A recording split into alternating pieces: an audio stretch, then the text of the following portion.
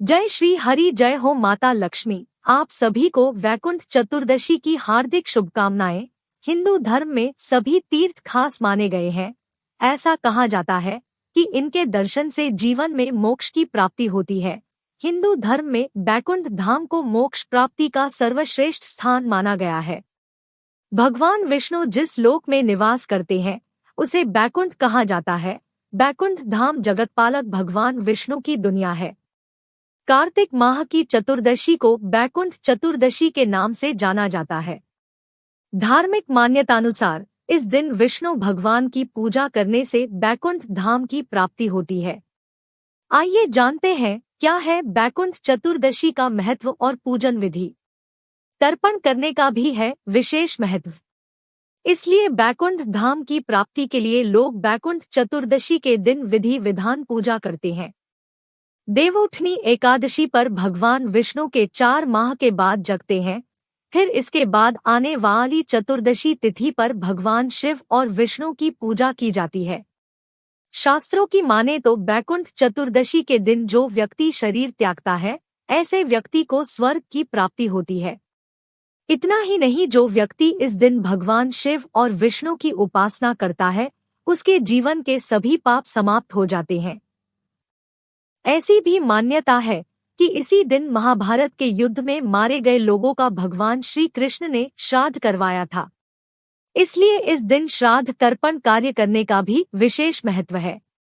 यह है मान्यता।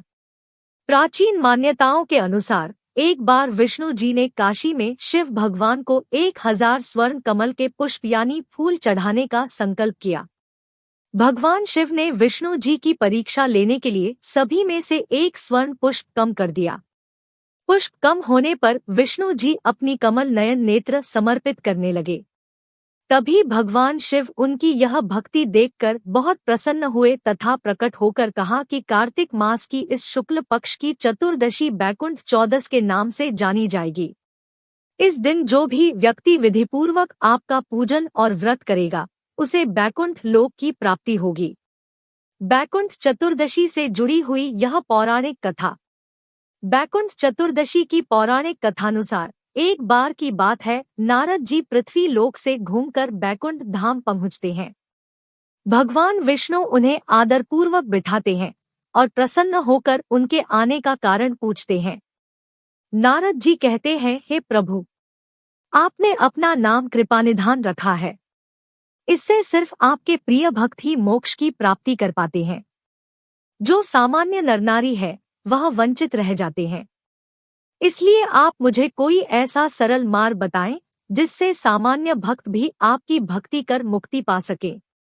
यह सुनकर विष्णु जी बोले, हे नारद, मेरी बात सुनो। कार्तिक शुक्ल पक्ष की चतुर्दशी के दिन जो नरनारी व्रत का पालन करेंगे और श्रद्धा भक्ति से मेरी पूजा अर्चना करेंगे, उनके लिए स्वर्ग के द्वार साक्षात खुले होंगे। इसके बाद विष्णु जी जयविजय को बुलाते हैं और उन्हें कार्तिक चतुर्दशी को स्वर्ग के द्वार खुला रखने का आदेश देते हैं। भगवान विष्णु कहते हैं कि इस दिन जो भी भक्त मेरा थोड़ा सा भी नाम लेकर पूजन करेगा, वह वैकुंठ धाम को प्राप्त करेगा। वैकुंठ चतुर्दशी की पूजा विधि।